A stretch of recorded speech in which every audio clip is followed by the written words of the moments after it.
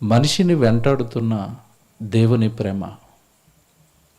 భూమి మీద ఉన్న మనిషి సాక్షాత్తు సృష్టికర్త కుమారుడని, సృష్టికర్తకు కుమార్తెలు అని, లోకంలో కళ్ళ ముందు కనబడుతున్న ఏ ప్రేమ ఆయన ప్రేమకు దగ్గరకు కూడా రాదు అని రాత్రి వేళ ఒక అద్భుతమైన సందేశాన్ని మీరు విన్నారు. దేవుడు ప్రేమతో మనిషిని వెంటాడుతుంటే ప్రేమను గ్రహించలేనివాడిగా, ప్రేమను గుర్తించలేనివాడిగా మనిషి మారాడు. రాత్రి ఒక ఉదాహరణ చెప్పాను. తల్లిదండ్రుల మీద బిడ్డలు కోప్పడుతున్నప్పుడు పిల్లలు తల్లిదండ్రుల మధ్య జరిగే వారు ప్రతి కుటుంబంలో ఈరోజు మీరు చూడండి, వాళ్ళు వీళ్ళ మీద కోప్పడుతున్నారు, వీళ్ళు వాళ్ళ మీద కోప్పడుతున్నారు. ఎందుకు ఈ డిస్టర్బెన్స్ వచ్చింది అని మీరు జాగ్రత్తగా ఆలోచిస్తే, యవ్వనంలోనికి వచ్చిన పిల్లలకి ఎన్నో దెబ్బలు తిని ఎన్నో గాయాలు పాలై జీవితాన్ని కట్టుకున్న తల్లిదండ్రులు చెబుతున్న అనుభవాలు పిల్లలకి నచ్చటం లేదు. నీ భవిష్యత్తు జాగ్రత్తరా, నీ భవిష్యత్తు మీద బెంగతో మేము ఈ మాటలు చెబుతున్నాం అని చెప్పిన పిల్లలకి అవి చెవికెక్కటం లేదు. పైపెచ్చు వాళ్ళు చెబుతున్న జాగ్రత్తలు కానీ, వాళ్ళు అంటున్న మాటలు కానీ వీళ్ళకి ఎలా కనపడుతున్నాయి అంటే అవేవో విరుద్ధమైన మాటలుగా కనపడుతున్నాయి, మమ్మల్ని ఏదో పాడు చేసే మాటలుగా కనపడుతున్నాయి. కానీ నిజానికి ఆ మాటల వెనక తల్లిదండ్రుల బాధ ఉంది, పిల్లలు ఏమైపోతారోనని. ఇది రాత్రి మీకు చెప్పాను. పరలోకంలో ఉన్న కన్న తండ్రి భూమి మీద ఉన్న పిల్లల్ని ఎంత ప్రేమించాడు అంటే, చేయాల్సినవన్నీ చేసినవన్నీ మనకు అర్థం చేయించటానికి 66 పుస్తకాలు రాయించి బైబిలుగా ఆయన మనసంతా భూమి మీద ఉన్న తన పిల్లల చేతుల్లో పెట్టాడు. ఒకప్పుడు ఇప్పుడు మాట్లాడుకోవడానికి సెల్ ఫోన్స్ వచ్చినట్లుగా ఒకప్పుడు సెల్ ఫోన్స్ లేవు. అప్పుడు సుదూరంలో ఉన్న పిల్లలతో తల్లిదండ్రులు ఎలా మాట్లాడేవారు అంటే, ఒకప్పుడు పరిస్థితులు మీకు తెలుసు. ఎలా మాట్లాడేవారు? ఉత్తరాలు రాసేవారు. ఆ ఉత్తరం కుమారుడికి కానీ కుమార్తెకి కానీ చేరగానే, ఒకప్పుడు మీరు ఆలోచించండి, నా చిన్నతనంలో ఇది జరిగింది. ఆ ఉత్తరం అందగానే ఊరు మొత్తం చెప్పేవారు, మాకు ఉత్తరం వచ్చింది, మాకు ఉత్తరం వచ్చింది, మాకు ఉత్తరం వచ్చింది. ఎవరో మాకు ఉత్తరం రాశారు, ఎవరో మమ్మల్ని ప్రేమించి మా యోగక్షేమాలు అడగడానికి, మా పరిస్థితులను కనుక్కోవడానికి మమ్మల్ని ప్రేమించి ఒకరు ఉత్తరం రాశారు అని ఉత్తరం వచ్చిన చాలా పొంగిపోయేవారండి. అప్పట్లో పరిస్థితి ఏంటంటే, ఎవరికి చదువులు వచ్చేవి కాదు సరిగా.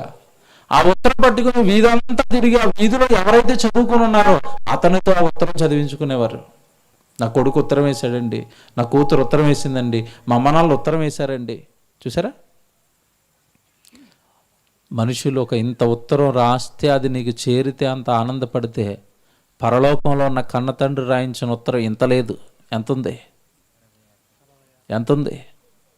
ఇదిగో ఇంత ఉంది. 66 పుస్తకాలు. ఏంటనుకుంటున్నారు అది? పరలోకంలో ఉన్న మీ నాన్న పరలోకంలో ఉండిపోయి భూమి మీద మీరు ఏమైపోతారోనని మిమ్మల్ని ప్రేమించి రాసిన ప్రేమ లేఖది. భూమి మీద ఉన్న బిడ్డలను ప్రేమించి పరలోకంలో ఉన్న కన్న తండ్రి రాయించిన ప్రేమ ఉత్తరమే మీ చేతుల్లో ఉన్న బైబిల్. అందులో ఆయన ప్రేమ ఉంది, అందులో ఆయన ఆవేశం, ఆయన కోపం కూడా ఉంది. ఈ రాత్రి ఆ రెండు మీరు చూడాలి. ఎందుకు చూడాలో చివరికి వెళ్ళేసరికి మీకు అర్థమవుతుంది. భూమి మీద ఉన్న మనుషులను తన ప్రేమతో దేవుడు వెంటాడుతున్నాడు. అది ప్రకృతిని చూసి అనుభవించి మనిషి అర్థం చేసుకోవాలి, కానీ అర్థం చేసుకోలేదు. ఆయనే మరలా ఉత్తరం రాయవలసి వచ్చింది. నువ్వు అనుభవిస్తున్న ప్రతిదీ నా కష్టం అని దేవుడు నోరు తెరిచి మనుషులతో చెప్పుకోవలసిన పరిస్థితి ఏర్పడింది. ఒకసారి రాత్రి విన్న విషయాలు ఒకసారి జ్ఞాపకం చేసుకుందాం.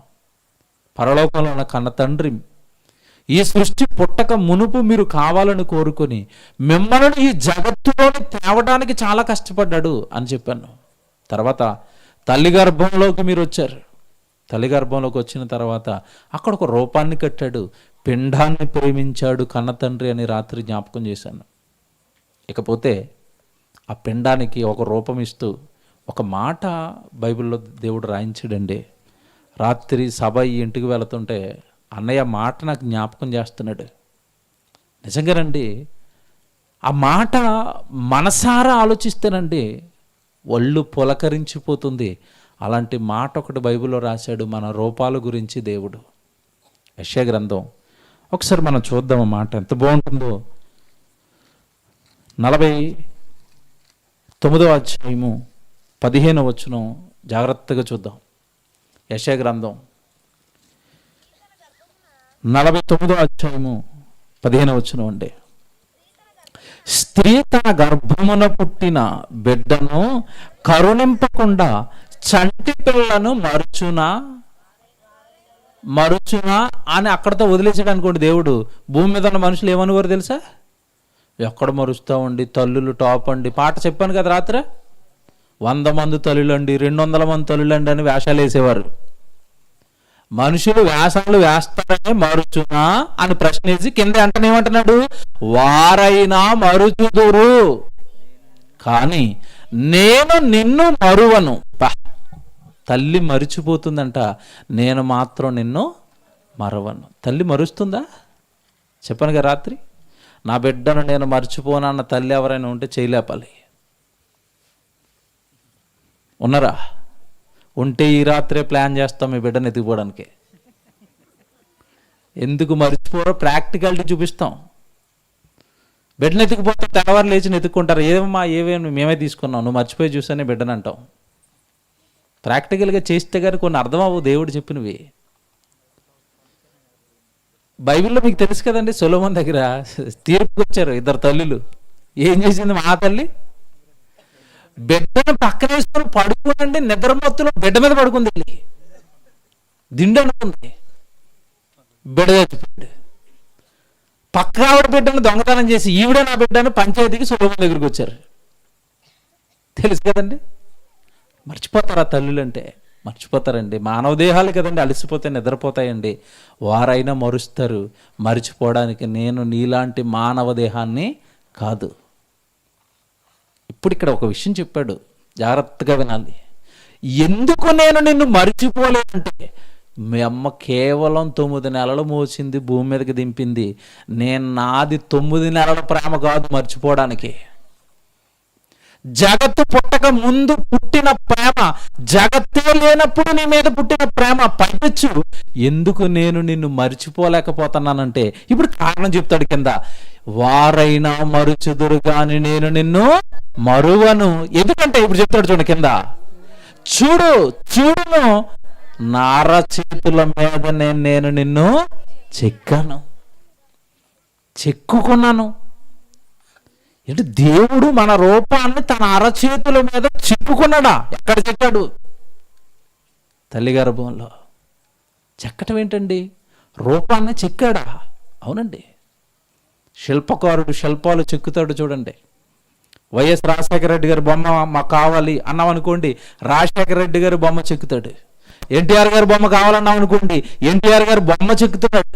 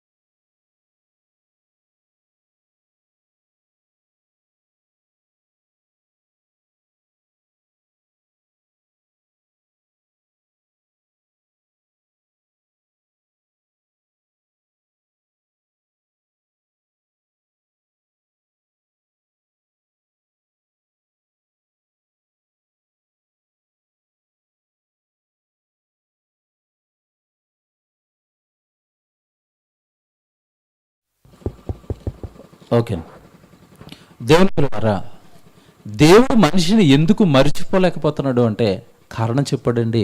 నా అరచేతుల మీద నేను నిన్ను చెక్కుకున్నాను. దేవుడు ఏమన్నా, ఇందాక ఒక ఉదాహరణ చెప్పాను కదా, మనుషులు బొమ్మలు చెక్కుతారు, జీవం కలిగిన మనిషిని చెక్కగలడా ఏ శిల్పకారుడైనా?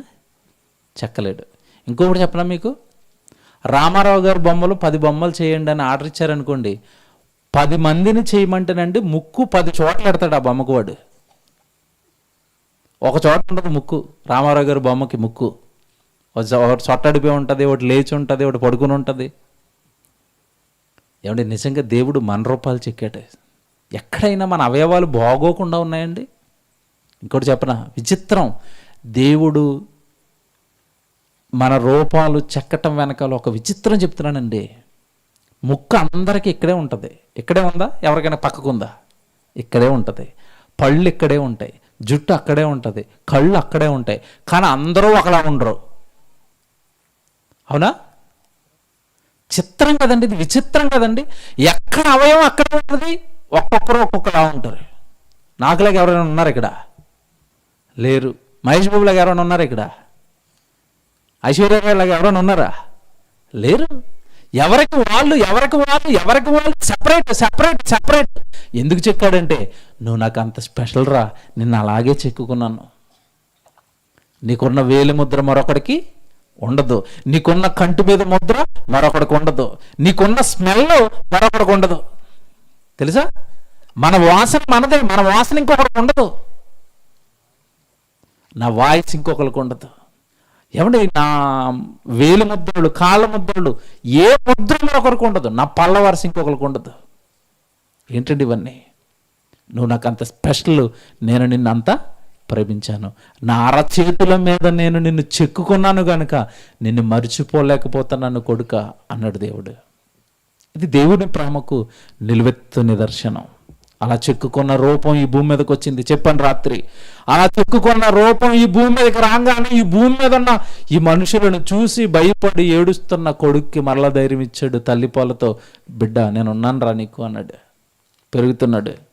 పెరుగుతూ ఈరోజు భూమి మీద మనం తింటున్న తిండి, అది దేవుడి కష్టం. రాత్రి చెప్పాను, పెంచి పోషిస్తున్న పోషకుడు దేవుడే.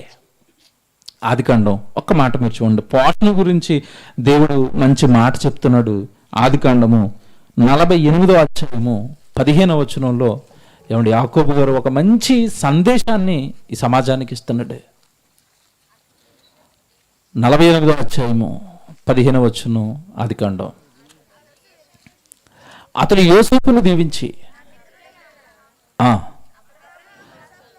నా పితరులైన అబ్రహాము, ఇస్సాకు ఎవని ఎదుట నడుచుచుండిరో ఆ దేవుడు నేను పుట్టినది మొదలుకొని నేటి వరకు ఎవడు నన్ను పోషించెనో ఆ దేవుడు. ఎంత బాగా చెప్పాడండి భక్తుడు. నేను తల్లి గర్భములో పుట్టినది మొదలుకొని ఎవరు నన్ను పోషించినో ఆ పోషకుడు దేవుడు అన్నాడు. మనమైతే ఏమంటాం? మా నాన్న రెక్కలు ముక్కలు చేసుకుని పోషించాడండి, మా అమ్మండి తినక పోషించిందండి. ఇదేంటిది? నా పోషకుడు దేవుడు అన్నాడా ఏ నరుడైనా భూమి మీద? మీ నాన్న రెక్కలు ముక్కలు చేసుకుంటే డబ్బులు వస్తాయేమో, పొలంలో గింజలు రావు. చాలా మందికి తెలియదు ఇది. మీ నాన్న రెక్కలు ముక్కలు చేసుకుంటే డబ్బులు వస్తాయి. పంట ఎవరు ఇవ్వాలి? ఆ నాన్న ఇవ్వాలి. వర్షం వస్తేనే కానీ పంట పండదు. వర్షం ఎవరు ఇవ్వాలి? ఆ నాన్న ఇవ్వాలి. నువ్వు వేసిన ఒక గింజ ఇస్తే ఒక గింజను 100 గింజలు ఏ నాన్న చేయాలి? ఆ నాన్న చేయాలి. సంవత్సరానికి సరిపడా తిండి, సంవత్సరానికి సరిపడా వర్షాలు, నీరు, ఇదంతా భూమి మీద ఉన్న మనుషులకు ఇచ్చి పెంచి పోషిస్తున్నది ఎవరు అంటే దేవుడండి. భక్తుడు ఎంత మంచి మాట అండి, ఎంత మంచి మాట అండి. మళ్ళీ చదువుతున్నాం చూడండి.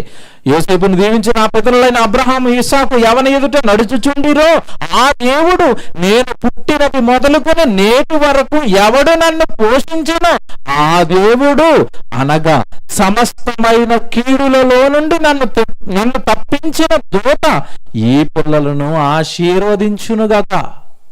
మా పోషకుడు దేవుడే, మా పోషకుడు పరలోకంలో ఉన్న కన్న తండ్రే. ఎంత బాగా అర్థమయ్యాడండి దేవుడు వీళ్ళకి. ఆయన ప్రేమను ఎంత బాగా అర్థం చేసుకున్నారండి వీళ్ళు. కన్నది దేవుడు, రూపమిచ్చింది దేవుడు, శరీరం ఇచ్చింది దేవుడు, ఆ శరీరాన్ని బయటకు పెట్టింది దేవుడు, ఆ శరీరానికి అవసరమైన సమస్త అవయవాలను బిగించింది దేవుడు, అందులో ఆత్మను పెట్టింది దేవుడు, భూమి మీదకి వచ్చిన తర్వాత నీకు అవసరమైన వస్తువులు కల్పించింది దేవుడు, తిండి పెడుతున్నది దేవుడు, గాలిచ్చింది దేవుడు, వర్షం ఇచ్చింది దేవుడు. అన్ని దేవుడే ఇస్తుంటే, అన్ని ఆయన ప్రేమతో నీకు అందిస్తుంటే, అసలు భూమి మీద ఉన్న మనిషి తిరిగి దేవుడికి ఏమిస్తా చెప్పండి? రాత్రి చెప్పాను, ప్రేమకు ప్రతిరూపం ఇవ్వటం. యేసుక్రీస్తు అంటున్నాడు, యేసుప్రభువు అంటున్నాడు, ప్రేమ అంటే ఏంటో తెలుసా? నేను మీ నిమిత్తం ప్రాణం పెట్టాను కనుక దీని వలన ప్రేమ ఎట్టిదని మీరు తెలుసుకున్నారు. ప్రేమ అంటే ఇవ్వటం అండి. పరలోకంలో ఉన్న కన్న తండ్రి ఇచ్చాడండి. యేసుక్రీస్తుల వారు ప్రేమకు ప్రతిరూపంగా ప్రాణమే ఇచ్చేసాడండి. ఇస్తున్నారండి వాళ్ళు. మనం ఏమిస్తున్నాం దేవుడికి? ఏమిస్తాం? పబ్లిక్లో చెప్పొచ్చు చెప్పకూడదు చెబుతున్నానండి. కానుకల సంచి ఉంటుంది కదండి, సంఘ పెద్దలు లెక్క పెడతారండి. భయంకరం ఏంటనుకుంటున్నారు? చిరిగిపోయిన నోట్లు, 2 ముక్కలైపోయిన నోట్లు అందులో వేస్తారండి భక్తులు, స్టిక్కర్ వేసి. మన మధ్యకాలంలో లెక్క పెడుతుంటే అటు ఇటు కట్ అయిపోయిన 200 నోట్ వేసారు అందులో. ఎందుకంటే ఎవరు తీసుకోరు కదా, ఎవరికి ఇచ్చేద్దాం పట్టుకెళ్ళి. చూసారా? అదే భిక్షగాడికిస్తే చాచి దవడ మీద కొట్టాడండి, చిరిగిపోయింది ఇస్తున్నామని. పాచిపోయినవి, పనికిరానివి, చిరిగిపోయినవి దేవుడుగా నీకు కూడా అలా పాచిపోయిన పళ్ళు ఎడితే దేవుడు, నీకు కూడా పాచిపోయిన ఆహారం పెడితే దేవుడు ఫ్రెష్ పిల్లలు బాగా తినాలని ఆయన ప్రేమ ఎక్కడ? ఏమండి, ప్రేమ లేక చిరిగిపోయినవి, పాచిపోయినవి, ఇరిగిపోయినవి దేవుడికి ఇచ్చేస్తారా? చాలామంది అంటారు, ఇది మాకు ఆడడానికి అవ్వట్లేదండి, కొంచెం పట్టుకెళ్ళి చర్చలో పెట్టేసుకోండి. ఇదేంటిది? నీ ఇంట్లో పనికిరాంది ఇరిగిపోయింది పట్టుకెళ్ళి ఎక్కడ పెట్టుకోవాలంట? నాకు మహాకోపం అంటవి. నీకు పనికిరాంది దేవుడుగా, నీకు అవసరత లేనిది దేవుడుగా. ఆయన ప్యూర్. ఆయన ప్రేమ ఎక్కడండి? ఆయన ప్రేమలో ఏమంటే ఔన్నత్యం ఎక్కడండి? మన ప్రేమ ఎక్కడండి ఆయన మీద? తిరిగి నీ పూర్ణ హృదయంతో నువ్వు నన్ను ప్రేమించాలంటే ఇరిగిపోయినవి, చిరిగిపోయినవి. ఇశ్రాయేలు తొలినాళ్ళలో బలులు ఇస్తున్నారు. ఏం చెప్పాడో తెలుసా? స్ట్రిక్ట్గా, నా బలికి తెచ్చే గొర్రె పిల్లలో ఏముండకూడదు, లోపం ఉండకూడదు, తోకలేంది, కాలు కుంటిది నా దగ్గరికి పట్టుకొచ్చారు మీకు తాట తీస్తానని చెప్పాడు. మంచివి ఇవ్వాలి నాకు, నేను మీకు ఏమైనా అలాంటివి ఇచ్చానా? దేవుడు అర్థం కాలేదండి. దేవుడు ప్రేమకు ప్రతిరూపంగా ఎంత ప్రేమ దేవుడికి అందించాలో మనుషులకు అర్థం అవ్వలేదు. కాస్త చెప్తాను, ఇంకా ఆయన ప్రేమ ఇంకా తీవ్రంగా చెప్తానంటే. అంత పిచ్చిగా దేవుడు మనుషులను ప్రేమిస్తాడంటే ఈ మాట మీరు జ్ఞాపకం పెట్టుకోండి. నా అరచేతుల మీదే నేను నిన్ను చెక్కుకున్నాను కదా. ఈ రూపంతో భూమి మీదకి వచ్చావు. ఈ రూపంతో భూమి మీదకి వచ్చి ఏం చేస్తున్నావు? ఈ రూపంతో మనిషి భూమి మీదకి వచ్చి ఏం చేస్తున్నాడు నాకు చెప్పాలి. మీ దేహాలతో దేవునిని ఏం చేయాలి? మహిమపరచండి అన్నాడు. మహిమపరుస్తున్నారా? ఏం చేస్తున్నారు దేహాలతో? ఏం చేస్తున్నారు దేహాలతో? వ్యభిచారం ఒకరు, దొంగతనం ఒకరు, త్రాగుబోతులుగా ఒకరు, తిరుగుబోతులుగా ఒకరు, మోసగాండ్రుగా ఒకరు, ఏమిటి ఒక నక్సలైట్ అయిపోయాడు, ఒకటి తీవ్రవాది అయిపోయాడు, ఒకడు ఉగ్రవాది అయిపోయాడు. ఏంటండి బతుకులేంటి, బతుకులేంటి? దేహాలతో నా పని చేసి నన్ను మహిమపరచండి అంటే భూమి మీదకు వచ్చి ఒకటి త్రాగుబోతు అయిపోయాడు. కొన్ని కోట్ల సంవత్సరాలు కన్న కళల్లో నుంచి వచ్చిన నీ జన్మ త్రాగడానికి వచ్చావు ఈ భూమి మీదకి. జగత్తు పునాది వేయబడక మునుపు నువ్వు రావాలని నీ కన్న తండ్రి కోరుకుంటే భూమి మీదకి వచ్చి త్రాగుబోతు అయిపోతావా? త్రాగడానికి పుట్టావా? డాన్స్ బేబీ డాన్సుల కోసం పుట్టావా? రికార్డింగ్ డాన్సుల కోసం పుట్టావా? వ్యభిచారం చేయడానికి పుట్టావా? ఆయన ప్రేమను కాలరాయటం లేదు, ఆయనకి భిన్నమైన కార్యక్రమాలు చేస్తూ ఆయన ఉగ్రుని చేయటం లేదు. దేవుని పిల్లలరా, మనిషిని దేవుడు ప్రేమమయుణ్ణి ఉగ్రుడుగా మార్చేశాడండి తన కార్యక్రమాలతో. ఊరకనే దేవుడు ఉగ్రుడు అవ్వలేదు. ప్రేమకు నిలువెత్తు చిహ్నం దేవుడు అంటే ప్రేమ స్వరూపిని కాస్త ఉగ్రుని చేశాడు మనిషి తన కార్యక్రమాలతో. ఇక లేదు, ప్రేమ లేదు. ఎంత రాణి మీద ప్రేమ చూపించాను, ఎన్ని ఆశలు రాణి మీద పెట్టుకున్నాను, ఎంత కష్టం రాణి కోసం నేను పడ్డాను, దానిని నువ్వు ఒమ్ము చేసినప్పుడు ఇంకొక రూపాన్ని నేను నీకు చూపిస్తాను. దేవుడు ప్రేమమయుడు, దేవుడు కరుణామయుడు, దేవుడు దయామయుడు. చూపించాడు చిన్ననాటి నుంచి మనకి సినిమాలు. రెండో కాలం చూపించలేదు, ఆయన ఉగ్రతను చూపించలేదు. ఏమండి, పాడైపోయిన పిల్లలంటే ఏ తల్లిదండ్రులైనా జాలండి. మన ప్రసంగంలో ఉన్నారు కదా, ప్యూర్ వర్డ్స్ అండి అవి. ఎంత ఎంత మంచి మాటలండి. పాడైపోయిన కుమారుడి మీద పిచ్చి ప్రేమ తండ్రికి. మీకు మాట చెప్పనండి, వ్యభిచారం చేసి శరీరాన్ని నాశనం చేసుకుంటే పరిస్థితి దారుణంగా మారిపోయి ఎయిడ్స్ లాంటి ఒక భయంకరమైన రోగం నిన్ను చుట్టుముట్టి నీ శరీరాన్ని కుళ్ళిపోయేటట్టుగా చేసి నిన్ను చంపేస్తుంది అని ఎయిడ్స్ పుట్టక మునిపే సామెతల గ్రంథంలో చెప్పాడు. వ్యభిచారం చేయొద్దు నాయన, నీ జీవితం ఇలా నాశనం అయిపోతుంది అన్నాడు. మనిషి పట్టించుకోలేదు, ఆ రోగాన్ని తెచ్చుకున్నాడు. త్రాగుబోతుల గురించి చెప్పాడండి. బాబు, త్రాగొద్దురా, నీ శరీరం పాడైపోతుంది, నీ మనసు పాడైపోతుంది, నీ బ్రెయిన్ పాడైపోతుంది, టోటల్ గా నీ దేహం కొలాప్స్ అయిపోతుంది త్రాగుడుతో చెప్పాడు దేవుడు. పట్టించుకోలేదండి. త్రాగుబోతులు తాగి తాగి తాగి కిడ్నీలు పోగొట్టుకున్నారు. ఎవడు వారానికి 2 సార్లు డయాలసిస్కి వెళ్ళారు. వడగట్టడం లేదు. వీళ్ళు వేసిన త్రాగు మద్యం అనగానే ఏంటనుకుంటున్నారు? అది ఆల్కహాల్, యాసిడ్ తాగుతున్నారు. బాత్రూమ్ కడుక్కుని యాసిడ్ ఉంది కదండి అందులోనే, కాకపోతే కాస్త మోతాదు తక్కువ ఉంది అందులో. యాసిడ్ తాగుతావా? చక్కగా పళ్ళు ఇచ్చాడు, చక్కగా వాటర్ ఇచ్చాడు, ఎల్లండి తాగడానికి ఇస్తే యాసిడ్ తాగుతావా? తాగేశాడు, పోయిన 2 కిడ్నీలు. ఇప్పుడు తెలియదండి, యవ్వనంలో ఉండగా తాగుతున్నప్పుడు శరీరం బలంలో ఉంది కనుక తట్టుకుంటుంది. కాస్త శరీరంలో బలం తగ్గగానే 2 కిడ్నీలు ఎగిరిపోతాయి. ఇక రక్తం వడగట్టబడదు, నీళ్లు వడగట్టబడవు. ఎంత బాగా చెప్పాడండి దేవుడు, ఎంత బాగా చెప్పాడండి. 29వ అధ్యాయం సామెతల గ్రంథం, 23వ అధ్యాయం అండి, క్షమించండి, 23, 29 అండి. సామెతల గ్రంథం 23వ అధ్యాయం 29. ఎవరికి శ్రమ, ఎవరికి దుఃఖము, ఎవరికి జగడములు, ఎవరికి చింత, ఎవరికి హేతువు లేని గాయములు, ఎవరికి మంద దృష్టి. ఎవరికి ఎవరికి ఎవరికి మీరు చెప్పండి, ఎవరికి ఇవన్నీ? హేతువు లేని గాయాలంటే కారణం లేకుండా దెబ్బలంట. తాగినోడు ఏం చేస్తాడు, ఎక్కడ పడిపోతాడో తెలియదు, తెల్లవారేసరికి ఒంటి నిండా దెబ్బలే. డ్రైనేజీలో పడుకుని కూడా ఎక్కడో ఏసీ లగ్జరీ రూమ్ లో పడుకున్నట్టు ఫీల్ అవుతూ ఉంటాడు. ఈ లోపు ఎలకొచ్చి కురికేస్తుంది పొద్దునికి గాయం. ఎవరికి ఏమండి, ఎంత బాగా చెప్తాడు. ఎవరికి శ్రమ, వాళ్ళకి శ్రమలే కదండి. త్రాగుబోతులకు శ్రమలు కాకపోతే ఏముంది?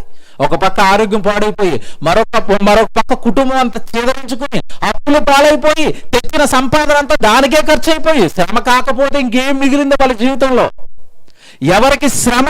నెక్స్ట్, ఎవరికి దుఃఖము. త్రాగిన తర్వాత పొద్దున్న ఫుల్ అయిపోయిన లేవగానే చూడండి ఎలా సంతోషంగా ఆనందంగా గెంతులేస్తాడా. తలపోటు తలపోటు తలపోటు, బాబోయ్ తలపోటు అంటాడు, మూలుగుతాడు. త్రాగుబోతున్న నేను కళ్ళారా చూశానండి. మంచం మీద పడి ఒకటే మూలుగుడు. తాగటం ఎందుకు, మూలగటం ఎందుకు? ఎవరికి శ్రమ, ఎవరికి దుఃఖము. నెక్స్ట్, ఎవరికి జగడములు. గొడవలు ఎవరికి ఎక్కువ జరుగుతుంది చెప్పండి? 2 త్రాగుబోతులు ఉన్నారంటే ఆ కాలనీలో మనం ఉండలేము. ఇక గొడవలు గొడవలు గొడవలు, జగడాలు. ఎవరికి జగడములు. నెక్స్ట్, ఎవరికి చింత. చింత కాకపోతే ఏముంటది? వచ్చిన డబ్బులన్నీ అప్పులకి, దానికి, అనారోగ్యానికి వెళ్ళిపోతాయి. చింత. నెక్స్ట్, ఎవరికి హేతువు లేని గాయములు. ఎవరికి మంద దృష్టి. కళ్ళు పోతాయి ముందు అన్నట్టు చూడండి. ముందేమైపోతున్నాయంటే త్రాగుబోతులకి మంద దృష్టి, కళ్ళు పోతున్నాయి, పోయే కళ్ళు. నెక్స్ట్ చూడండి, ద్రాక్షారసముతో పొద్దు పుచ్చు వారికే కదా, ఇదిగో మందు తాగుతున్న వారికే కదా. ఇప్పుడు చెప్పాడు చూడండి, కలిపిన ద్రాక్షారసము రుచి చూడ చేరు వారికే కదా, ద్రాక్షారసము మిక్కిలి ఎర్రబడును, గిన్నెలో తలతలలాడుచుండగను, త్రాగుటకు రుచిగాను మండగను, దాని వైపు చూడకము, త్రాగుడు వైపు చూడకము, కొడుక వెళ్ళొద్దు. ఎంత బాగుందండి దేవుడి మాట. దాని వైపు చూడద్దు. తర్వాత చూసావా అది ఏం చేస్తుంది చెప్పాడు, పిమ్మట అది సర్పము వలె ఏం చేస్తుందంట, కరుచును. పిమ్మట అది సర్పము వలె కరుచును, కట్లపాము వలె కాటు వేయును, విపరీతమైనవి నీ కన్నులకు కనబడును, నీవు వెర్రి మాటలు పలుకుదువు.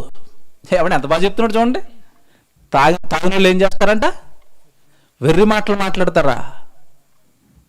అసలు తాగుబోతున్న మాటలు మీరు చూడండి. జోబులో 2 రూపాయలు ఉండవండి. ఎంత కావాలి చెప్పు, 1,00,000 కావాలా నీకు, తెల్లారిసరికి ఇస్తానంటాడు. జోబులో రూపాయి ఉండదు. ఏ మాటలు, వెర్రి మాటలు. నీకేం కావాలి చెప్పు, ముఖ్యమంత్రి గారు నాకు తెలుసు అంటాడు. అసలు సర్పంచ్ ఎవరో కూడా తెలియదు వీడికి. త్రాగుబోతుల మాటలు చూడండి, వెర్రి మాటలు. ఏం మాట్లాడుతున్నాడు వాడికి అర్థమవుతుంది. కానీ టచ్ చేసి నువ్వు అలా కాదురా ఇలాగా అను, అసలు మహాజ్ఞానుల వీరజ్ఞానుల ఫీల్ అవుతాడు. త్రాగుబోతులు వెర్రి మాటలు మాట్లాడతారు. ఇంకా చెప్తున్నాడు చూడండి. నీవు నడి సముద్రమును పండుకొనిన వాని వలె ఉందువు, వాడ కొయ్యి చివరను పండుకొని వాని వలె ఉందువు, నన్ను కొట్టినను నాకు నొప్పి కలగలేదు. ఎలాగుంటాడంట, కొట్టిన నొప్పి కలగదా? మీ త్రాగుబోతులు కొట్టండి, ఎన్ని కొట్టండి తిడతానే ఉంటాడు, ఎన్ని కొట్టండి మీదకి వస్తానే ఉంటాడు. అప్పుడు రాదు నొప్పి. ఎప్పుడు వస్తుంది చెప్పండి? దిగిపోయిన తర్వాత కుయ్యో మొర్రో మచ్చ మీద పడి. ఎంత క్లియర్గా రాస్తున్నాడండి. వద్దురా నేను అది పాడు చేస్తుంది, నీ స్థితిలో దిగజారిపోతుంది. ఇంకా చెప్తారు చూడండి కింద చెప్తున్నాడు చూడండి. నన్ను కొట్టినను నాకు నొప్పి కలగలేదు, నా మీద దెబ్బలు పడుటను నాకు తెలియలేదు, నేను ఇప్పుడు నిద్ర మేల్కొందును, మరలా దానిని వెతుకుదునని నీవు అనుకుందు. ఇలాగ అయిపోతుంది కొడుకా నీ జీవితం. వెళ్ళొద్దురా దాని వైపు, మద్యం వైపు వెళ్ళొద్దు, నీ దేహాన్ని పాడు చేసుకోవద్దు. ఇన్ని చెప్పినా, ఇన్ని రాయించినా నువ్వు అలాగే చెబుతావు, నేను ఇలాగే చేస్తానంటే దేవుడు ఊరుకుంటాడా? నా అరచేతుల మీద చిక్కుకున్న నా రూపం అది నేను నీకు ఇచ్చాను, దానిని పాడు చేస్తావా? వ్యభిచారంతో, మద్యంతో, నీకు ఇష్టమైన పాపపు క్రియలతో నేనిచ్చిన నా దేహాన్ని పాడు చేస్తావా? నీకు ఒకటి అర్థం అవ్వలేదు, నా ప్రేమ అర్థం అవ్వలేదు, నేను నా పని కొరకు దాన్ని ఇచ్చానని అర్థం కాక నువ్వు ఇలా తిరుగుతున్నావు. జాగ్రత్త, నీ జీవితం సర్వనాశనం అవుతుంది. అన్నయ్య మంచి ప్రార్థన చేశాడు. ఈ సభలలో దేవుడు ప్రేమను విని మనసు మార్చుకోండి. అలాంటి వ్యసనాలు ఏమన్నా ఉంటే వదిలేండి. రాత్రి తప్పుండవి. దేవుడు కన్న కళలను దేవుడు ఎన్నో కళలు కన్నాడండి మీ దేహం కోసం. దాంతో పాడు చేసుకుంటారా? ఆ మద్యంతో పాడు చేసేసుకుంటారా? అనారోగ్యం పాలైపోయి మీకు ప్రాక్టికల్ గా బాధ అర్థం అవ్వాలంటే ఈ మందు బారిన పడి కిడ్నీలు పోగొట్టుకున్న వాళ్ళు డయాలసిస్కి వెళ్తారు. వారానికి 1 సారి 2 సార్లు 3 సార్లు వాళ్ళ దగ్గరికి వెళ్ళండి. ఒకసారి వాళ్ళ పడుతున్న బాధ చూడండి. చివరాంకంలో వాళ్ళు పడుతున్న తిప్పలు చూడండి. మద్యానికి బానిసలై కుటుంబం రోడ్డున పాలైంది, పిల్లలకు చదువు లేదు, పిల్లలకి తిండి లేదు, నీ సంపాదన అంతా దానికే పోయింది. ఏం సాధించావు? కుటుంబాన్ని బాధ పెట్టి, నీ శరీరాన్ని బాధ పెట్టుకొని నువ్వు రోడ్డు పాలయ్యి, నువ్వేమో ఆసుపత్రి పాలయ్యి, నీ కుటుంబం రోడ్డు పాలయ్యి, నువ్వు సాధించింది ఏంటి అసలు?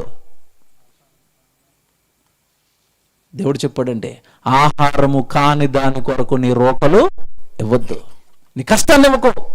ఎన్ని పెట్టాను తినడానికి తిను. దేవుని పిల్లరా, ఇక్కడ జాగ్రత్తగా ఒక పాయింట్ చెప్తున్నాను. ఈ వ్యసనాలు, ఈ వ్యభిచారాలు, ఈ దొంగతనాలు, ఈ పాపాలు పడిపోయారు. పడిపోయిన తర్వాత దేవుడు చెప్పాడు, పడిపోతున్నారు జాగ్రత్త అని దేవుడు చెప్పాడు. మనిషి మానాడంటే మానలేదండి. అలాగని పడిపోయిన వాళ్ళని విడిచిపెట్టాడా? అలా వచ్చింది దేవుడు ప్రేమ. జాగ్రత్తగా వినండి. పడిపోయినా నిన్ను విడిచిపెట్టను రా, నా కొడుకును పంపిస్తాను. ఎవరిని? యేసుక్రీస్తుల వారిని. నువ్వు చేసిన పాపాలు కడిగేస్తాను కొడుక. ఇందాక తప్పిపోయిన కుమారుడు తిరిగి వచ్చినట్టుగా నువ్వు నా దగ్గరికి తిరిగి వస్తావా? నా కొడుకు మాటలు వింటావా? మీ అన్నయ్య యేసుప్రభు మాటలు వింటావా? ఆ మాటలు విని విశ్వసిస్తావా? నీ పాపాలు కడిగేస్తాను రా, నిన్ను మరలా పరిశుద్ధిని చేస్తాను రా, మరలా నా కొడుకుగా నేను నిన్ను నిలబెట్టేసుకుంటాను. కొడుక, నువ్వు తప్పు చేసావా? పోలి తెలిగి చేసావేమో. నేను చెప్పినా చేసావా? పోలి నన్ను నేనే తగ్గించుకుంటున్నాను. వద్దని చెప్పాను, అయినా చేసావు. నన్ను నేను తగ్గించుకుంటున్నాను, నీకోసం ఓ మెట్టు దిగుతున్నాను. మరలా నా కొడుకుని పంపించాను, వచ్చి పాపాలు కడుక్కో అన్నాడు. రోమపత్రిక ఎంత బాగుంటుంది మాట చూడండి. రోమిలకు రాసిన పత్రిక 5వ అధ్యాయం 7వ వచనం చూడండి. రోమపత్రిక 5వ అధ్యాయం 7వ వచనం చూడండి. నీతిమంతుని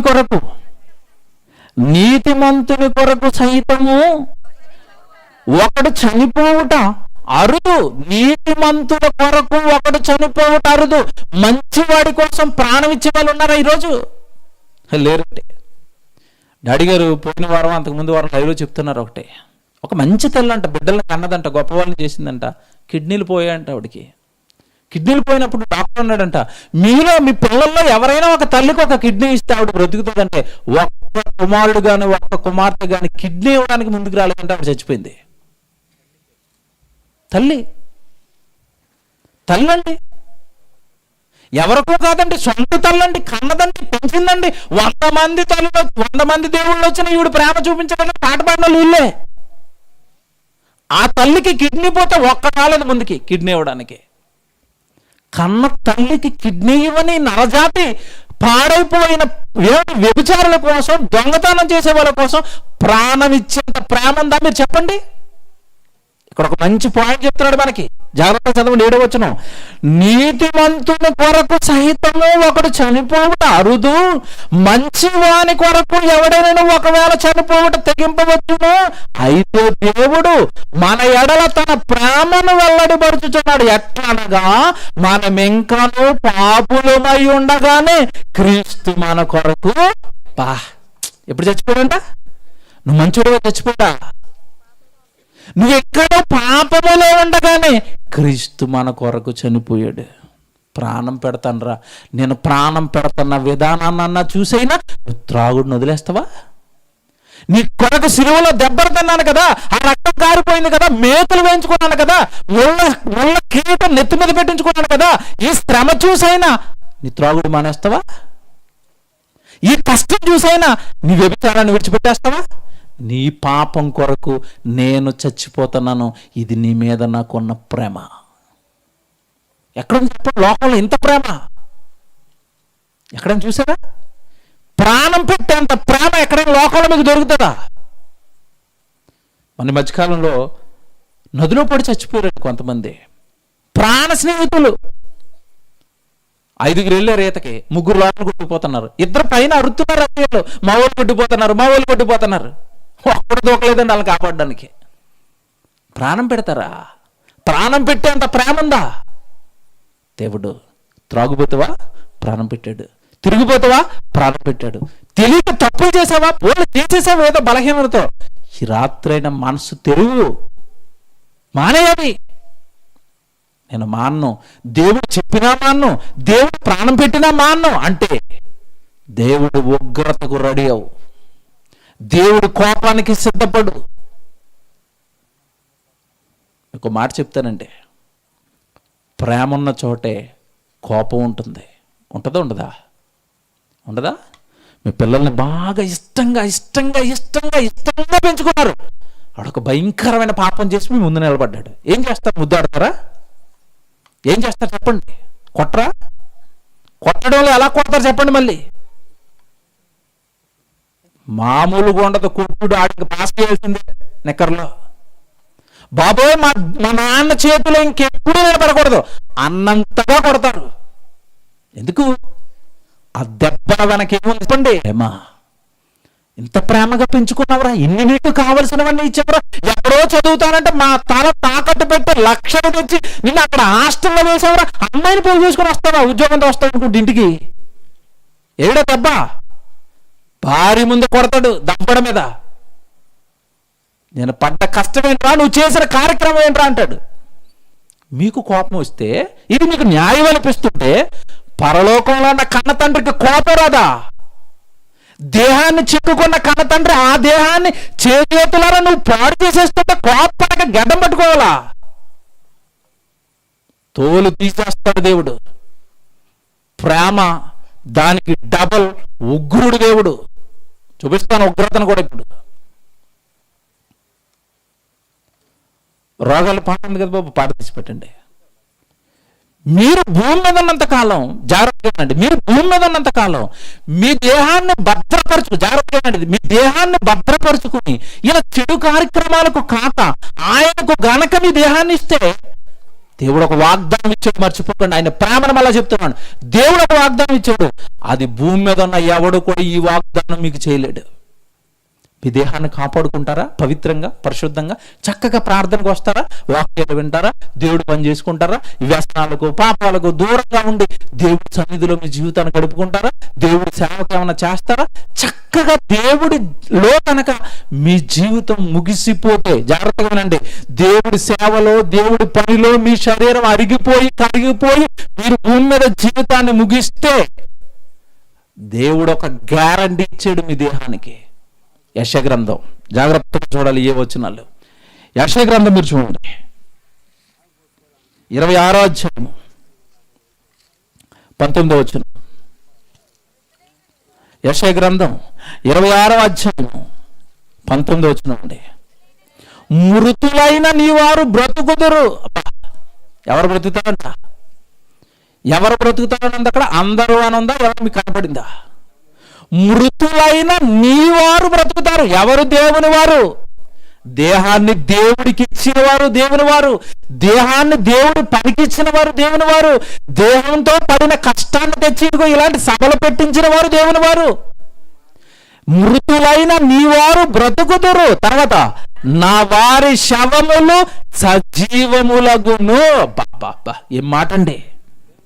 దేవుని కూడా విడిచిపెట్టినాడు చెప్పండి ఇక్కడ. నా వారి శవములు సజీవులు. శవాన్ని ప్రేమిస్తారు ఎవరైనా? ఇక్కడ అర్థమైందో లేదో, మీ శవాన్ని కూడా ప్రేమిస్తున్నాడు దేవుడు. నా పిల్లల శవాన్ని కూడా ప్రకృతిలో అలా కరిగిపోనేమో అలాగే విడిచిపెట్టను. నా వారి శవములు తిరిగి లేవాలి. శవాన్ని ప్రేమిస్తున్నాడు. మీ దేహం చచ్చిపోయిన తర్వాత కూడా విడిచిపెట్టను అంటున్నాడు దేవుడు.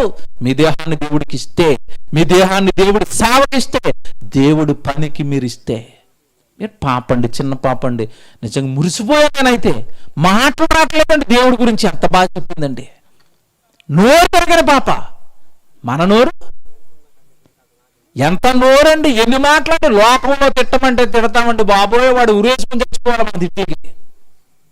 దేవుడి కోసం మాట్లాడొచ్చుగా అంతలాగా. దేవుడి కోసం ఒకరికి చెప్పొచ్చుగా. అక్కడ నోరు రాదు. మాకు రాదండి దేవుడియే. సినిమా స్టోరీ చెప్పమంటే ఆడపిల్లల్ని పక్కోళ్ళకి, రాత్రి కరెంటు పోయిందక్క, సీరియల్లో ఏమైందంటే మొత్తం పేర్లు కానించి ఎండ శుభం కార్డు వరకు చెప్తుంది ఈవిడ, పొల్లు పోకుండా. రాత్రి ప్రసంగం ఏం చెప్పారక్క? నేను రాలేదు. ప్రసంగం చెప్పానండి, రాదు. నోరు రాదు. సైలెన్స్. ఇక్కడ బాగా చెప్పారు. ఏం చెప్పారు? బాగా వినాలి. చాలా మంది మాట ఇదేనండి. ప్రసంగం భలే చెప్పారండి. ఏం చెప్పారండి? తెలీదు.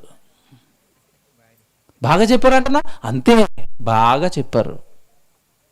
బాగా చెప్పింది నీకు అర్థమైతే అక్కడ నీ నోరు ఓపెన్ అవ్వాలిగా. వింటున్నావా సరిగా?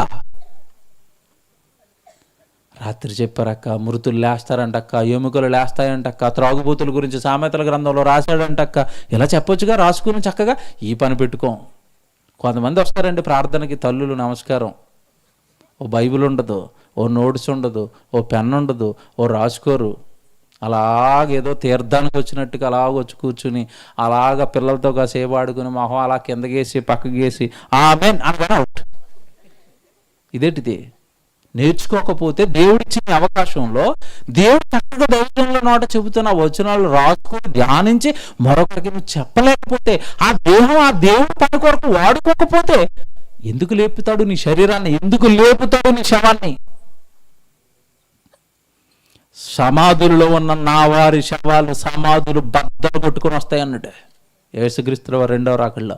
నీ శవం లేవాలి అంటే శరీరాన్ని దేవుడికి, తాగుడికి కాదు, తిరుగుడికి కాదు, లోక సంపాదనకు కాదు, లోక ధనానికి కాదు, దేవుడికి. దేవుడిది. చాలా మంది అంటారండి, ఇది ఈ మధ్యకాలంలో ఇవి బాగా ఇష్టమైనవి. నా ఇష్టం అంటున్నారు చాలా మంది. నీ ఇష్టమా? సినిమాలు బాగా పాటు చేశాను. సినిమాల్లో ఎవడైతే నాకేంటి, నా ఇష్టం. ఇవన్నీ బాగా ఎక్కించారండి సినిమాల్లో. ఈ భూమి మీదకి వచ్చిన రియాలిటీలో కూడా నేను ఎవరికి భయపడు, నా శరీరం, నా డబ్బు, నేను తాగుతున్నాను. నీవా? నీ శరీరమా? నువ్వు కట్టుకున్నావా? నీ చెయ్యి నువ్వు చేసుకున్నావా? మీ అమ్మ చేసిందా? మీ నాన్న చేశాడా? నీ బంధువులు చేశారా? ఎవరు చేశారు నీ చెయ్యి? తాగేస్తాను కదా, త్రాగుడు, నీ నోరు ఎవరు చేశారు? దేవుడు చేసింది. దేవుడు తల్లి గర్భంలో నీకు చేశాడు. అడుగుతాడు లెక్క. నా ఇష్టం అనుకుంటే భూమి మీద నీ ఇష్టం. మరణం తర్వాత చేతులు కట్టుకుని నిన్ను పుట్టించిన పరలోకపు తండ్రి ఎదుట నిలబడితే భూమి మీద నువ్వు చేసిన ప్రతి లెక్క తీస్తాడు బయటికి. ఎన్ని ప్రసంగాలు విన్నావు, ఎంతమంది దైవజనులు చెప్పారు నీ వ్యసనాలు మానుకోమని. మానుకోవా? చెబుతాను సంగతి. బ్రతికావా? దేవుడి కోసం బ్రతికావా? ఎంత ప్రేమ అండి! నా వారి శవములు తిరిగి మరలా సజీవులుగా మారిపోతాయి. శవాన్ని విడిచిపెట్టని ప్రేమ. నీ శవాన్ని కూడా మట్టిలో కలిసిపోతామని ప్రేమ దేవుడిదైతే, ఆ దేవుడికి ఇవ్వకపోతే నువ్వు ఇంకెవరికి ఇస్తావు నీ జీవితాన్ని? ఎవరికి ఇస్తావు? ఇంకోటి చెప్పనా? యెహెజ్కేలు గ్రంథం ఇంకా ఇంకా ఇంకా డెప్త్లో చెప్తున్నాడండి. యెహెజ్కేలు గ్రంథం మీరు చూడండి, మాట ఎంత బాగుంటుందో. యెహెజ్కేలు గ్రంథం 37వ అధ్యాయం మొదటి వచనం చూడండి. యెహెజ్కేలు గ్రంథం 37వ అధ్యాయం మొదటి వచనం అండి.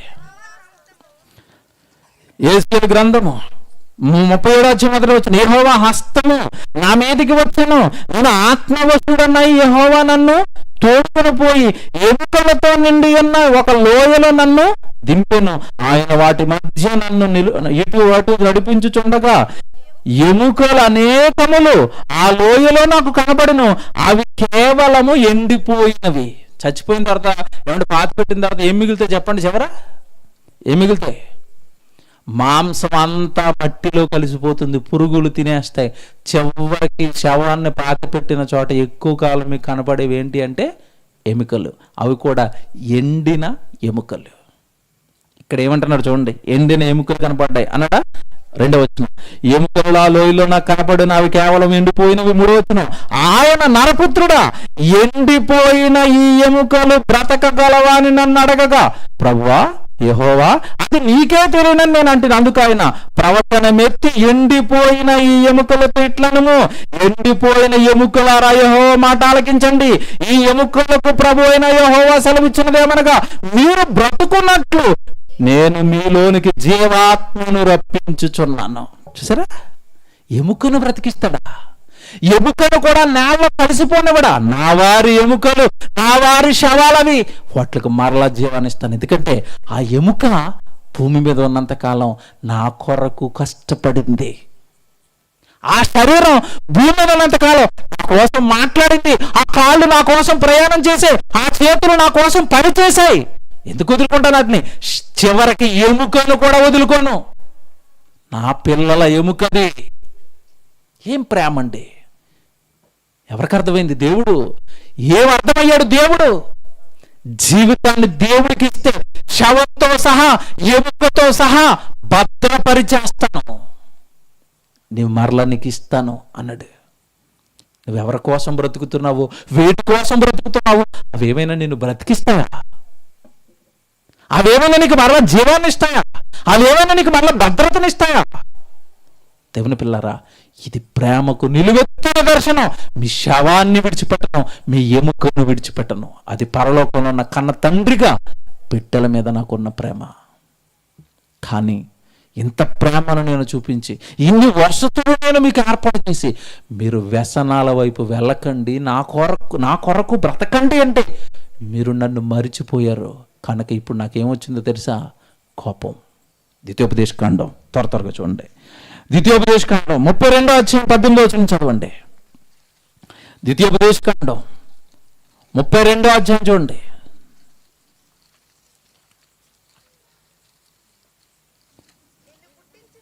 ద్వితీయోపదేశకాండం 32వ అధ్యాయం 18వ వచనం. నిన్ను పుట్టించిన ఆశ్రయదుర్గమును విసర్జించితివి. నిన్ను పుట్టించాను నేనే, నీ తండ్రిని నేనే.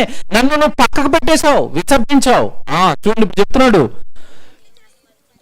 నిన్ను పుట్టించిన ఆశ్రయదుర్గమును విసర్జించితివి, నిన్ను కనిన దేవుణ్ణి మరచితివి. నిన్ను కన్నాను, నువ్వు నన్ను మర్చిపోతావు. నీకు జ్ఞాపకం లేదు. నేను నా ప్రేమ జ్ఞాపకం లేదు, నేను ఇచ్చిన ఆలోచనలు జ్ఞాపకం లేవు, నేను ఇచ్చిన వాక్యాలు నీకు జ్ఞాపకం లేవు.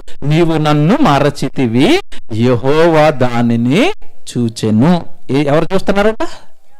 నా వైపు వాళ్ళందరూ. మేము దేవుడు గుడికి ఎందుకమ్మా రావట్లేదని సేవకులు అడుగుతారు. మీరు ఇచ్చే సమాధానం ఏంటి చెప్పండి? పనుందిలేండి అయ్యగారు అంటారు చాలామంది అండి. ఆ మాట కూడా ఎలాగొస్తుందంటే బాధ్యత లేనట్టుగా, ఏదో ఈయనకి పని లేక కష్టమాడు రమ్మంటాడు అన్నట్టుగా. పనుందిలేండి అయ్యగారు, ఆయనకి పని లేక అడుగుతున్నాడా? చాలా చులకన సేవకులంటే. నిన్ను కనిన నీ దేవుణ్ణి నువ్వు మరిచిపోయావు. దాన్ని సేవకుడు చూశాడు, ఈయనేమంటాడు, ఈయనకి ఏదో చెప్పి తప్పించుకోవచ్చు నువ్వు అనుకుంటున్నావు. కానీ ఇక్కడ వచనం చూసావో లేదో, దానిని యెహోవా ఎవరు చూస్తున్నారు? దేవుడు చూశాడు. నా వైపు చూడండి. ఇప్పుడు ఈయన చూశాడు అనుకోండి, మీరు గుడికి రాకపోవటం, ఈయన మిమ్మల్ని ఏమైనా చేస్తాడా? చేయడు. యెహోవా చూశాడు, ఏమైనా చేస్తాడా? ఏం చేయడా? పేజీ తిప్పండి, పేజీలో తిప్పండి.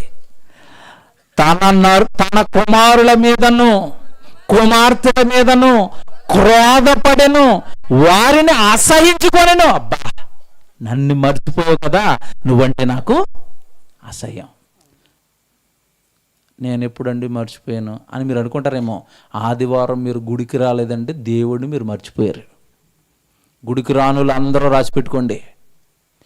ఆదివారం వచ్చి మీరు ఆరాధనలో కూర్చొని దేవుడిని స్తుతించటం లేదా, దేవుడి మాటలు వినటం లేదా, సభలు జరిగినప్పుడు సభలకు మీరు రావటం లేదా, దేవుడి పని మీరు చేయటం లేదా, మీరు దేవుణ్ణి మర్చిపోయారు. మీరంటే దేవుడికి అసహ్యం.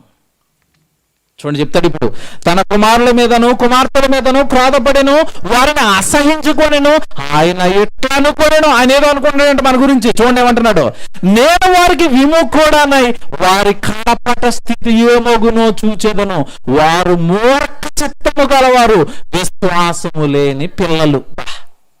చూసారా, వీళ్ళు ఏమైపోతారో చూస్తాను. నేను విముఖుడనే, నేను పక్కకి జరిగే అది ఏమైపోతారో చూస్తాను. ఇక వాడి కడపట స్థితి ఏమైపోతుందో చెప్పాను. తాగొద్దురా అన్నాను, తాగుడుకు మొత్తం జీవితాన్ని నాశనం చేసుకుని హాస్పిటల్లో పడ్డాడు, అక్కడ మూలుగుతున్నాడు, చూస్తున్నాడు. నేను చెప్పాను అలాగ అయిపోతావని, నన్ను పట్టించుకోలేదుగా. అది నీ చివరి స్థితి. ఎందుకు ఈరోజు భయంకరమైన రోగాలతో కుళ్ళి మనుషులు చేస్తున్నారు? దేవుడు ఉగ్రత, దేవుడి కోపం, ప్రేమమయుడు ఉగ్రుని చేశారు భూమి మీద ఉన్న మనుషులు. విశ్వాసం లేని పిల్లలు, పిల్లల వలన ఆయనకు పుట్టింది ఏంటంటే క్రోధం. ఏమండి, యూనివర్సిటీలో ఉన్న ప్రసంగాలండి, మా ప్రసంగాలు చాలా మందికి నచ్చవు. దేవుడు ఉగ్రుడు అంటారంట. ఏ లేటండి బాబు, అందరూ కరుణమయుడు దయమయుడు అంటే ఉగ్రుడు అంటారు. మా మీద వేసారా నింద. ఆ జయశాలి గారి బోధలన్నీ అలాగే ఉంటాయండి, భయపెడతారు. మేము భయపెడుతున్నామా? దేవుడు భయపెడుతున్నాడు. మీరు బైబిల్ రాక అలాగే అపార్థం చేసుకున్నారు. అది జయశాలి గారి బోధ కాదు, బైబిల్ బోధ. ఎవరో చెప్పకది జయశాలి గారి బోధ అయింది. దేవుడు ఉగ్గుడు అన్న సంగతి ఎవరో చెప్పకది జయశాలి గారి బోధ అయింది. అది బైబిల్ బోధ. బైబిల్లో దేవుడు రాసిన మాట, నా పిల్లలు నాకు దూరం అయ్యారు కనుక నేను వాళ్ళ మీద క్రోధపడుతున్నాను. కోపం, ఉగ్రత. ఇప్పుడు చెప్తాను, జాగ్రత్తగా వినాలా. ఈ ఉగ్రతలో స్టాండర్డ్స్ ఉంటాయండి, ఈ ఉగ్రతలో స్థాయిలు ఉంటాయి, తీవ్రతలు ఉంటాయి. ఉదాహరణ చెప్తాను. ఇంట్లో ఉన్న అమ్మకు కోపం వచ్చింది అనుకోండి, శిక్షలో తీవ్రత ఒక రేంజ్లో ఉంటుంది. ఏం చేస్తుంది మమ్మీ? దగ్గరికి వేసి ఇలా దవడ మీద ఉండేసి ఇంకా చేయకిరా అంటది. అమ్మ రేంజ్ కోపం ఇదే, అమ్మ నుంచి వచ్చే శిక్ష ఇదే. నాన్నకు కోపం వచ్చింది ఎలాగుంటది? బెల్ట్ తీస్తాడు, ఇక్కడ వీపు వాచిపోద్ది కదా. స్కూల్లో మాస్టర్కి కోపం వచ్చింది, నడ్డి చితికిపోద్ది. దేవుడికి కోపం వచ్చింది, అది ఊహించుకోండి మీరు. జీవితం చితికిపోద్ది, ఏమండి సమానైపోద్ది జీవితం. దేవుడికి కోపాన్ని రప్పిస్తే, దేవుడు మీ మీద క్రోధపడితే, దేవుడు మిమ్మల్ని అసహించుకుని ముఖం కనుక పక్కకు తిప్పుకున్నాడా, జీవితం సర్వనాశనం అవుతుంది. తట్టుకోలేరు. దేవుడి ఉగ్రతను, దేవుడి కోపాన్ని తట్టుకోలేరు. చూస్తారా? పాట చూస్తారా? పాట ఏంటి? పాట తర్వాత 2 వచనాలు చూపించి ముగించేస్తారండి.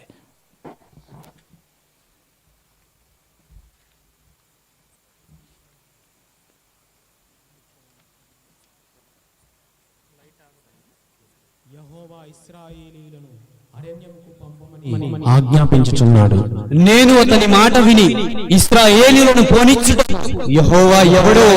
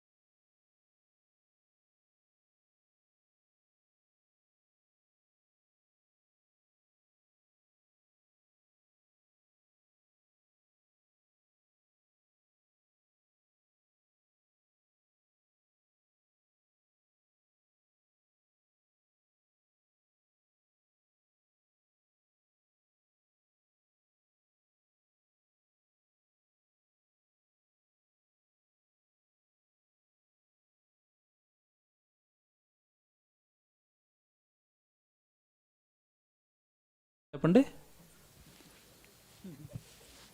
తొలి రోజు మాకు చూసినప్పుడైతే అసలు అరగంట సేపు వణికి నీ చేతులు ఇలాగా ఆ పాట తొలి రోజు చూసినప్పుడు, తొలిసారి చూసినప్పుడు అండి భయం అండి. చికనండి ఇలాంటివి మనకి ఎవరో చెప్పక వస్తే ఏమవుతుంది, రాకపోతే ఏమవుతుంది, దేవుడు నమ్మకపోతే ఏమవుతుంది, దేవుడు వాక్యం వాళ్ళు చూసుకుంటారు, ఇలాంటి ఒక భయంకరమైన స్థితిలోనికి మన ఆత్మీయ జీవితాలు మారిపోయాయి, జారిపోయాయి. కారణం దేవుడి ఉగ్రతను మనకెవరో చెప్పక, మాట చెప్పనండి, దీన్ని మనిషి తట్టుకోగలడా మీరు చెప్పండి? అలాంటి ఒక చిన్న రోగం మనల్ని తడితే మన పరిస్థితి ఏంటండి? అండర్వరల్డ్ డాన్ దావూద్ ఇబ్రహీం కోట్లకు పడకలెత్తేసాడండి. నీ సంగతి చెప్తాను రాని చిన్న రోగం పెట్టాడు అడికి, ఎముక కుళ్ళిపోతుందంట. ఇంకెవడు చేస్తాడు వైద్యం? ఎముకలు పెట్టిన దేవుడే ఎముకలకు కుళ్ళు రోగం పెట్టాడు. మాట చూపిస్తాను, మీరు తట్టుకోలేరు నా కోపంతో, జాగ్రత్త, నా కోపం మీ మీదకి రాకమునిపై సర్దుకోండి అంటున్నాడు దేవుడు. ఇర్మియా గ్రంథం చూడమాట 10వ అండి. ఇర్మియా గ్రంథం 10వ. యెహోవాయే నిజమైన దేవుడు, ఆయనే జీవం గల దేవుడు, సదాకాలము ఆయనే రాజు. ఆయన ఉగ్రతకు భూమి కంపించును, ఆయన ఉగ్రతకు భూమి కంపించును. జనములు ఆయన కోపమును సహింపలేవు. చూసారా, జనములు ఆయన కోపాన్ని ఏం చేయలేవు, సహింపలేరు, తట్టుకోలేరండి. వెళ్ళొద్దండి, అక్కడ వరకు వెళ్ళకండి. భూమి మీద జీవితాన్ని భయంకరంగా మారుస్తాడు. అలాగని చచ్చిపోయిన తర్వాత విడిచిపెడతాడు అంటే యేసు చెప్పాడు, నరకమున వారి పురుగు చావదు, అగ్ని ఆరదు.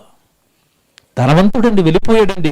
మోషే కాలంలో వెళ్ళిపోయిన ధనవంతుడండి. క్రీస్తుకు పూర్వం 1500 సంవత్సరాల క్రితం వాడి ఆత్మ ఎవడి నిత్యాగ్ని దండానికి వెళ్ళిపోతే, ఇప్పుడు క్రీస్తు శకం 2000లో ఉన్నాం.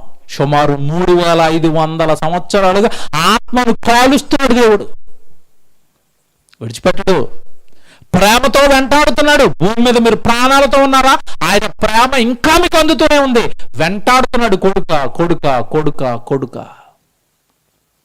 హృదయం అనేది తలుపు వద్ద నిలబడి ఏం చేస్తున్నాడంట, తడుతున్నాడు. హృదయాన్ని ఓపెన్ చేయవా, ఆ చెడు జీవితాన్ని విడిచిపెట్టేవా, నా వాక్యానికి ప్లేస్ ఇవ్వా, నేను వచ్చేస్తాను నీలోకి, నీ బ్రతుకుని మార్చేస్తాను. తడుతున్నాడు, సభలతో తడుతున్నాడు, ఆదివారం ఆరాధనతో తడుతున్నాడు, గృహకోడికలతో తడుతున్నాడు, సేవకుడి మాటలతో తడుతున్నాడు.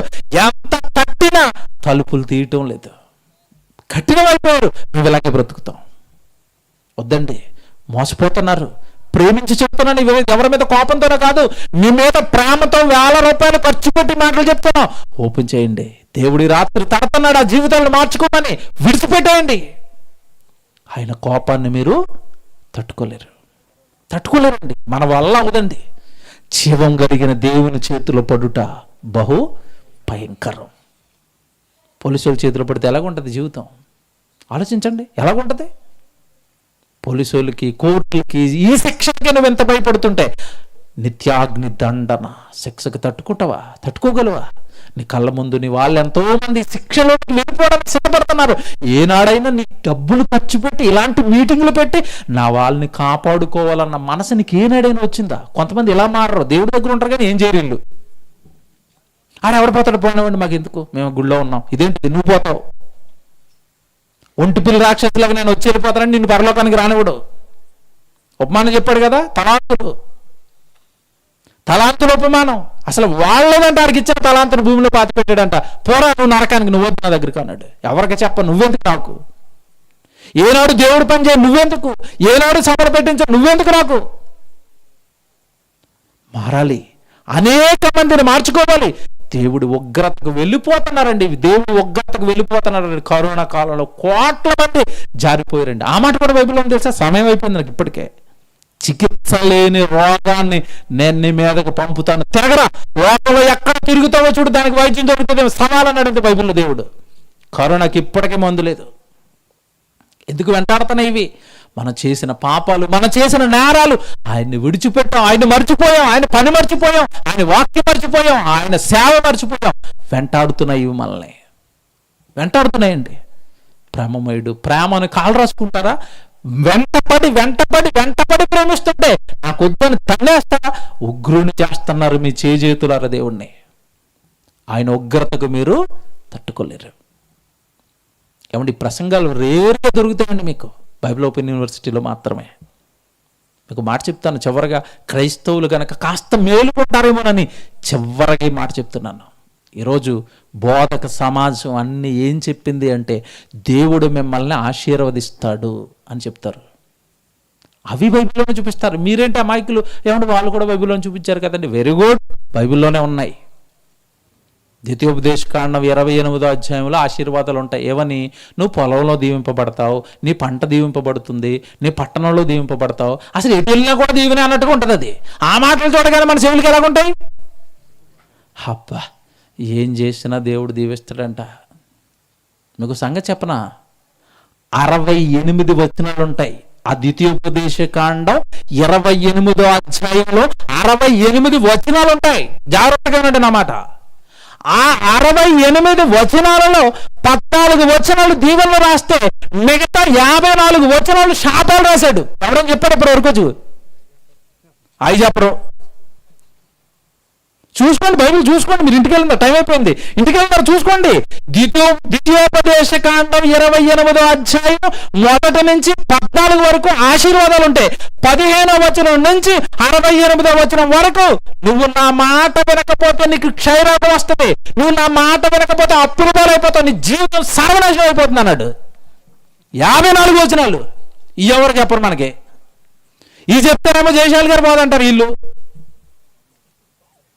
ఏం మా పరిస్థితి ఎలా ఉందంటే అలా ఉందండి. మిమ్మల్ని మోసం చేస్తున్నారు. బ్రతుకులు మార్చుకోండి, దేవుడి వైపు తిరగండి. దేవుడు రెండో కోణం, భయంకరుడు, ఉగ్రుడు. దేవదూతలే గడగడ గడగడ గడగడ గడగడ వణికిపోతున్నాయి. ఆయన ఉగ్ర రూపాన్ని చూడలేక దేవదూతలు వణికిపోతుంటే నువ్వెంత నేనెంత ఆయన కోపం ముందు.